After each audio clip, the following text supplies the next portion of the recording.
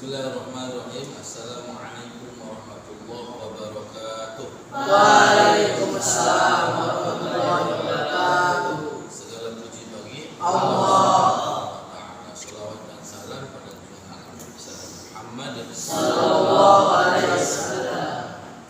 Baik para santri yang soleh yang dirahmati oleh Allah Subhanahu wa Ta'ala, pada kesempatan hari ini Ustaz akan menceritakan sebuah kisah yang sangat menarik yang terjadi di daerah Damaskus atau biasa disebut Syria. Dalam kisah ini kita bisa mendapatkan ibrah atau pelajaran yang luar biasa. Yang diawali ada seseorang yang umurnya sudah lumayan tua, sekitar 50 tahun. Pada saat itu seseorang tersebut melakukan sebuah kegiatan atau pekerjaan. Kalau boleh Ustaz contohkan seperti ini.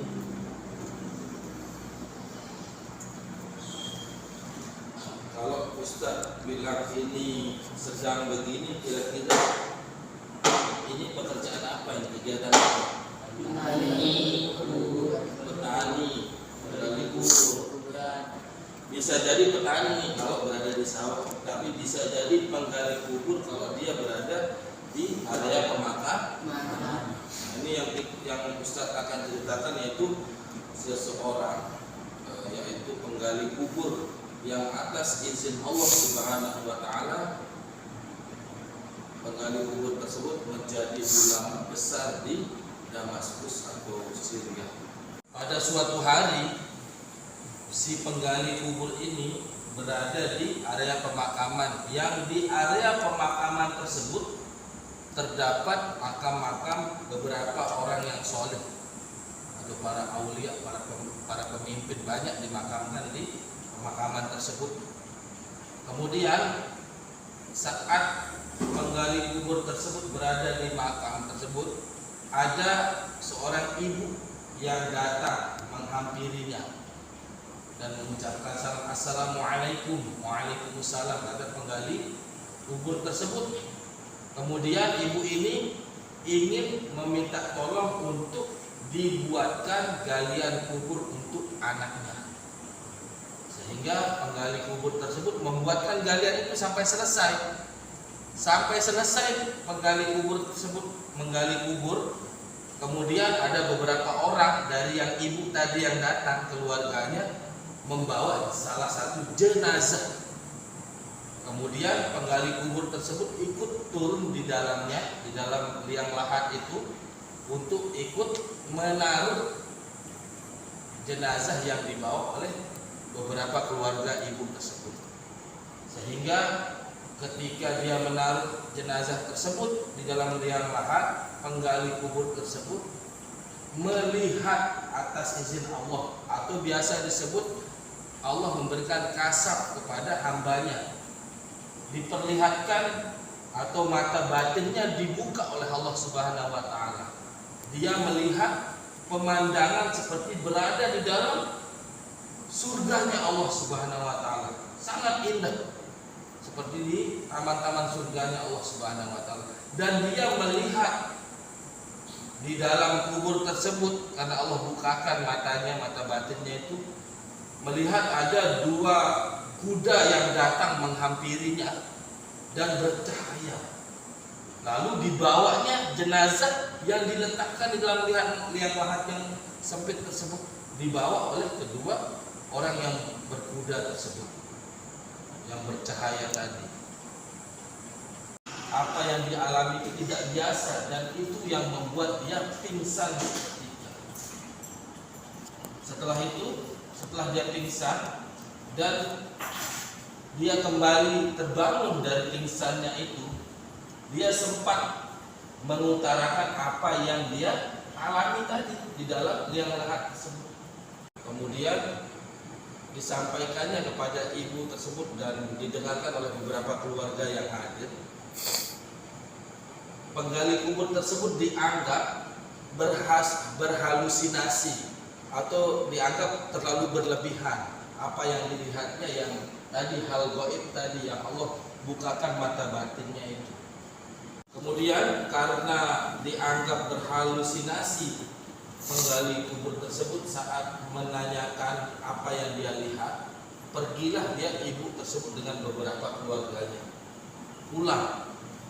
Kemudian beberapa bulan berlalu, datang lagi ibu ini, sama ibu yang sebelumnya itu datang untuk meminta digalikan tanah untuk kuburan anaknya yang kedua. Kemudian dibuatlah galian oleh penggali kubur ini. Setelah itu dimasukkan jenazah dari keluarga ibu ini atau anak keduanya, mengalami hal yang sama. Dia melihat taman-taman surganya Allah yang belum ia pernah lihat di dunia nyata. Kemudian datang dua orang yang menggunakan kuda bercahaya yang membawa jenazah yang kedua ini. Dan begitu juga pingsan juga di kejadian yang kedua sama. Dan dia mencoba memberanikan diri ketika dia sudah terbangun menggali kubur ini, bertanya kepada ibu tersebut dan didengarkan oleh beberapa keluarga. Ini sebenarnya ada apa? Kenapa jenazah pertama dan jenazah kedua ini hal yang sama itu terjadi kepada saya? Dia bingung dan bertanya kepada ibu tersebut. Kemudian ibu itu menjawab bahwasanya anak yang pertama itu, anak kami yang pertama yang dikuburkan beberapa bulan sebelumnya itu adalah penuntut ilmu, atau dia adalah orang yang sedang menuntut ilmu, meninggal dunia. Kemudian anak yang saat ini yang kami makamkan ini adalah orang yang membantu atau memberikan sebagian hartanya, uangnya, hasil kerjanya dari bekerja sebagai tukang kayu, sehingga penggali kubur tersebut berpikir untuk mau menjadi seorang penuntut ilmu walaupun sudah tua, walaupun umurnya sudah 50 tahun.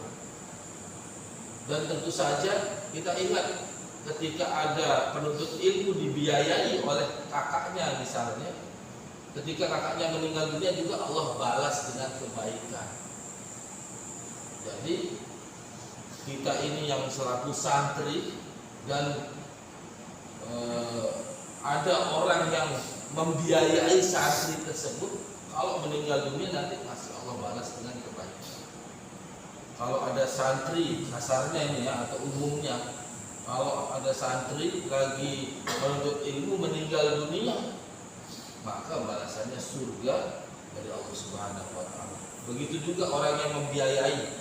Kalau di hari ini atau saat ini kan yang membiayai santri adalah orang tua. Kemudian dia penggali kubur tersebut datang ke sebuah masjid yang berada di Damaskus. Kemudian meminta izin untuk belajar ilmu agama kepada syekh yang berada di masjid tersebut. Beberapa tahun kemudian penggali kubur tersebut karena sungguh-sungguh dalam belajar, maka ia menjadi ulama besar di Damaskus atau biasa dikenal dengan Syekh Abdul Rahman. Kisah ini inspirasi untuk para penuntut ilmu dan orang-orang yang membiayai. Mudah-mudahan kita termasuk orang-orang yang sungguh-sungguh ikhlas dalam menuntut ilmu. Amin ya rabbal alamin. Dan kita doakan orang-orang yang membiayai kita agar Allah berkahi rezekinya dan Allah mudahkan masuk ke dalam surga. Amin ya rabbal alamin. Kita tutup sama-sama dengan baca doa kafaratul majlis. Subhanallahumma wa bihamdika asyhadu an la ilaha illa anta astaghfiruka wa atubu ilaik.